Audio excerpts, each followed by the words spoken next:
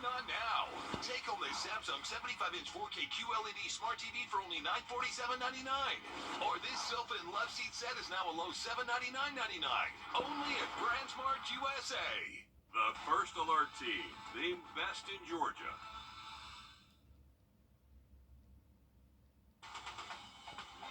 Live from Augusta, you're watching News 12 at 6 o'clock.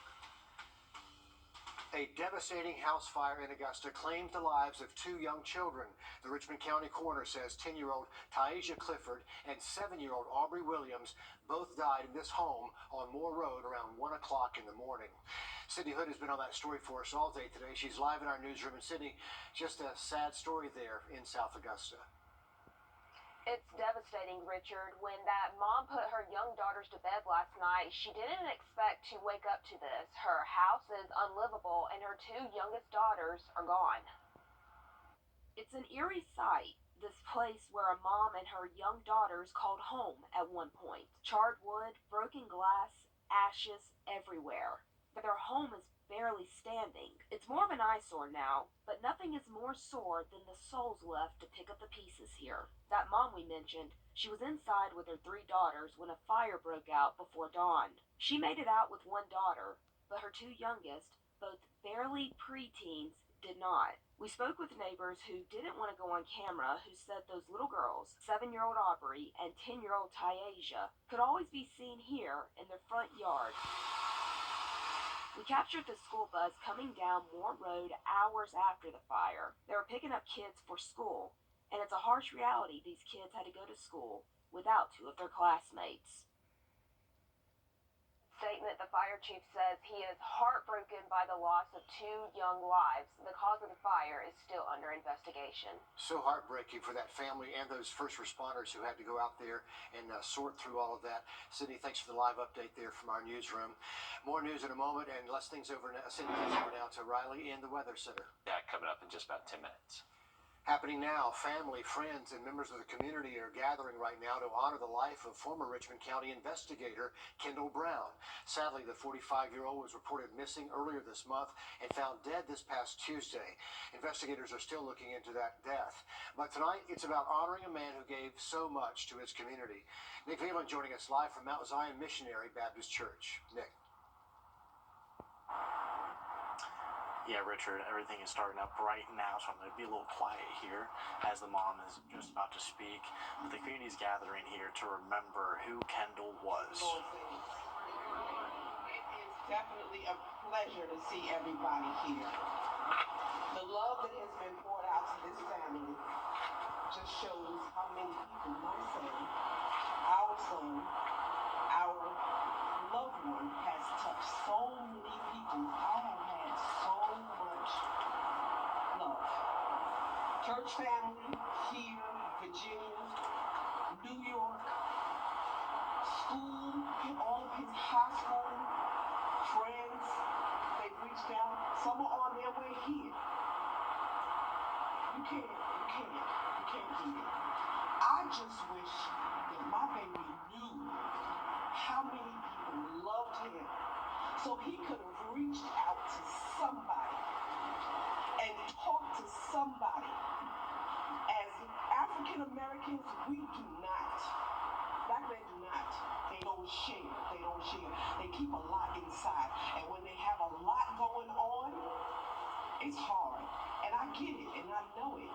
I love my baby. I love my baby. I know he is with the Lord. I trust and believe that. I know that. And by the grace of God, I know where he is. But I want to bring awareness to a community of people. You all can touch so many. And Facebook, reach out to it.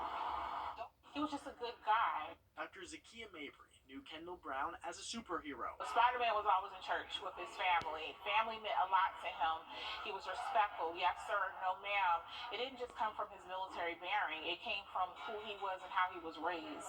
Dr. Mabry grew up with Kendall in Virginia.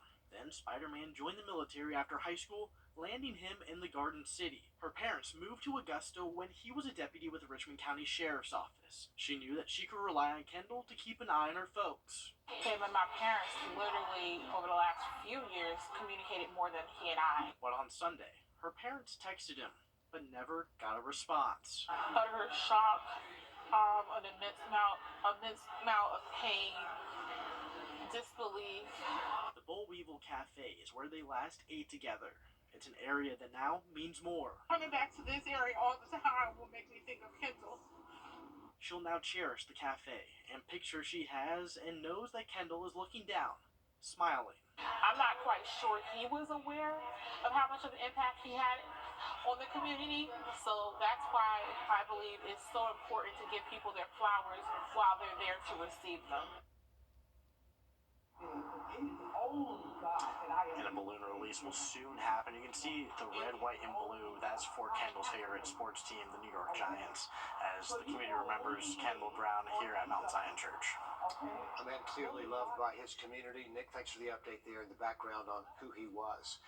New tonight, an update to a story we brought you here last night about city money problems in Thompson.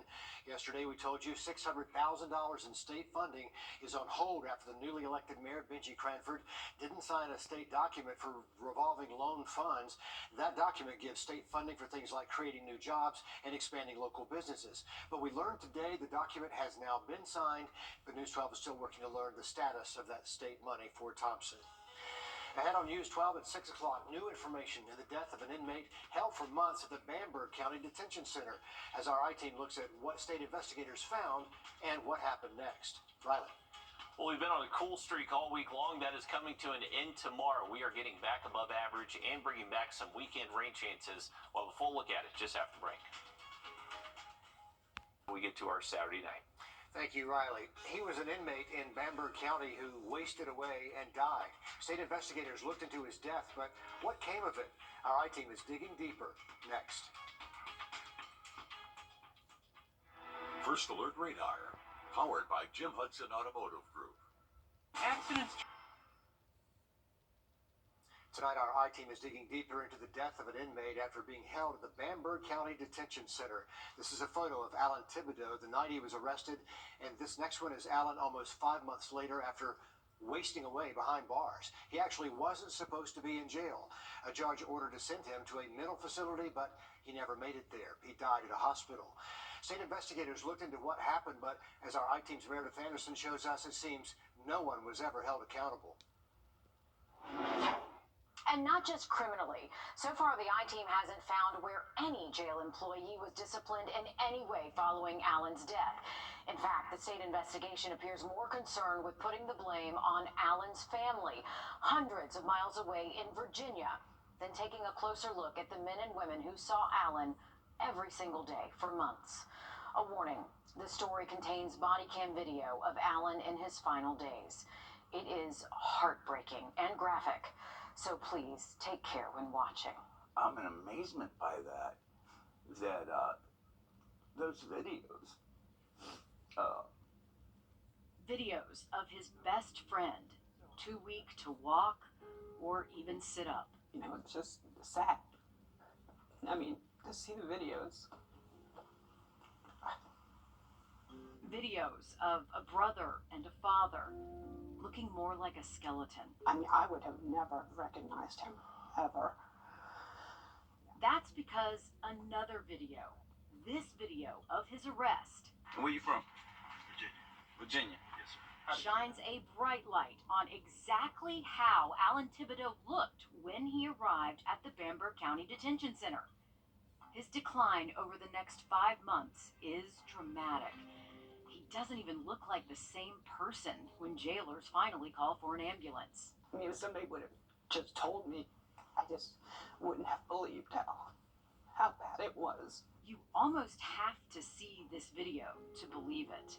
And as difficult as it was for Karen Brady and Michael George to watch, they almost didn't get the chance. Body cam video like this is not subject to Freedom of Information laws in South Carolina. So technically, this isn't video you or I or the public is supposed to see. 1, 2, 3. The only reason all of this came to light is because doctors and nurses at the hospital where Alan later died spoke up. They reported concerns Alan was neglected at the detention center. So that's when Alan's brothers knew they needed a lawyer's help. Without a subpoena, all of this would have remained in the dark. Right now, he's just laying there and he's not responding to us. The jail has its own nurses and its own medical team. But Alan never got any medication. Nothing for his diabetes or his schizophrenia. He was also bipolar. He's leaving Tuesday. But if he's like that, they're not going to even take him. Alan was supposed to be in a mental health facility, judge's orders. For months, he had been waiting to be transferred, and now it looks like that transfer could be in jeopardy. Listen as the jailer tells deputies it did not go well the last time they tried to send another inmate out for mental health help. They wouldn't take him because he was like that, but he wasn't as worse as him, so they wouldn't take him. So it could appear the question isn't if other inmates like Alan had delays in medical care, but how many? The I-Team has shown how the system is set up in a way that can keep cases like these in the dark, unless families have the knowledge and means to hire an attorney. So let's start with lawsuits and Southern Health Partners. That's the company in charge of medical care at the Bamberg County Detention Center, and in Aiken County and some other local surrounding counties too. But it's bigger than just our area. In all, Southern Health Partners boasts it has contracts in more than 240 correctional facilities in 14 states. It is a private, for-profit company, but taxpayers are the ones footing the bill. The I-Team found, just in our local South Carolina counties, Southern Health Partners is listed right now on more than 20 wrongful death and medical malpractice lawsuits. And that's just state court, where the Thibodeau family is suing Southern Health Partners. The family also has another federal lawsuit in federal court, where Southern Health Partners is also listed on more than 1,000 other cases. Alan Thibodeau is likely not the only one who has suffered. And even just looking at his case, South Carolina state investigators know that too. According to this report by the South Carolina Law Enforcement Division, agents reviewed body cam. It is listed as an attachment in this SLED report. That means they would have seen the same clip the I-Team did, where jailers referenced they were unable to transfer another inmate before Alan to a mental health facility. They wouldn't take him because he was like that, but he wasn't as worse as him, so they wouldn't take him. Nowhere do agents point that out in their report.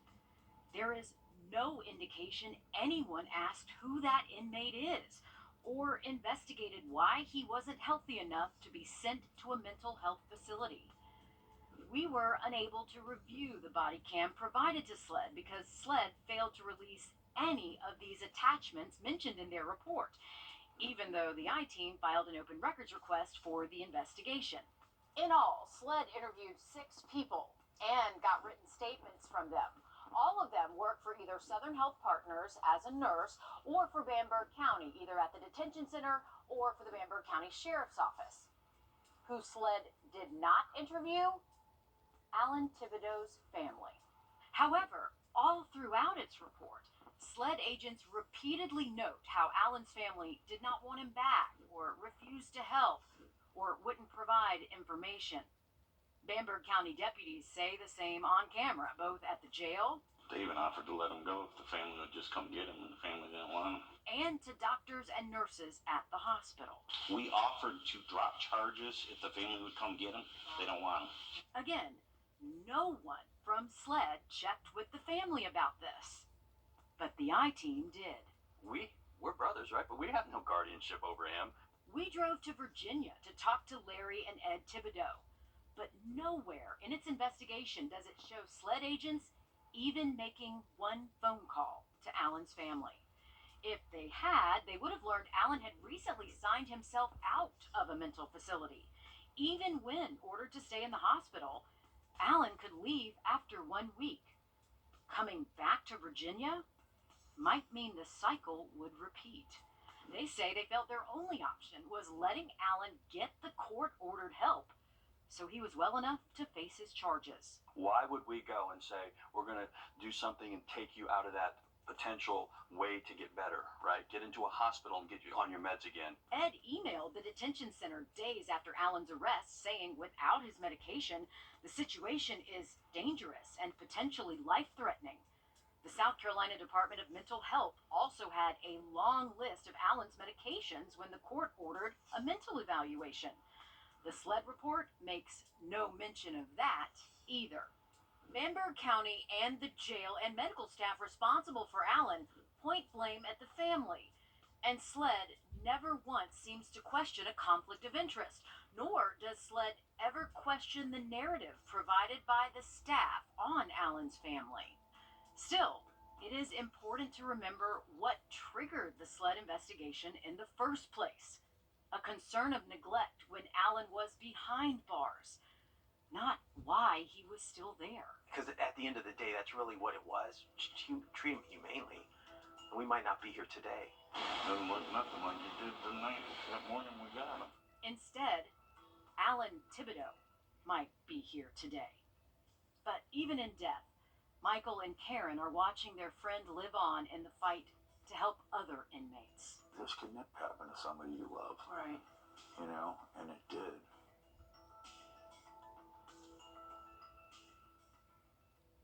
After SLED's report, Solicitor Bill Weeks said he reviewed it and concluded Thibodeau's death was not caused by any criminal conduct on the part of any law enforcement officer.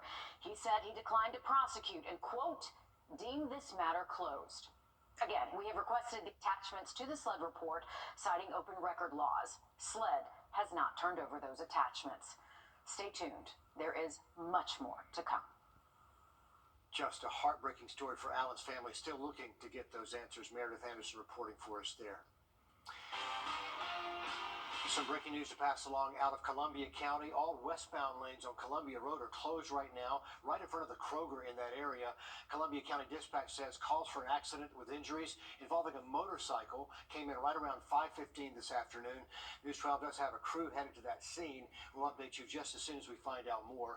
Once again, all those westbound lanes on Columbia Road closed down after a motorcycle crash. We're back with more after.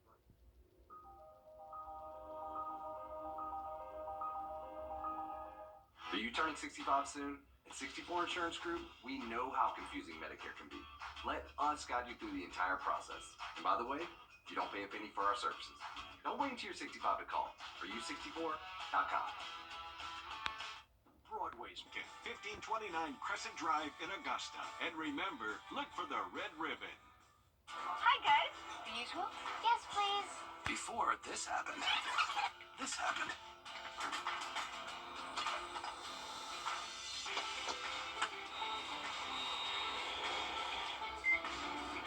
And before any of this can happen, this happens.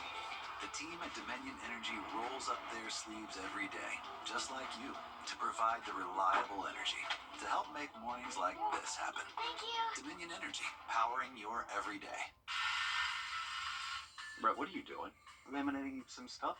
First off, pretty sure that's a federal offense. And second, that's for our customers to laminate their Medicare cards when they come in for a commitment-free consultation. My bad. Are you 64.com. Much more news ahead at 7 o'clock on NBC 26. Riley, you have one last word there? We got cloudy and warm conditions the next few days, but watch out for some rain by Sunday. And we'll see you ahead, top of the hour at 7 o'clock on 26 News.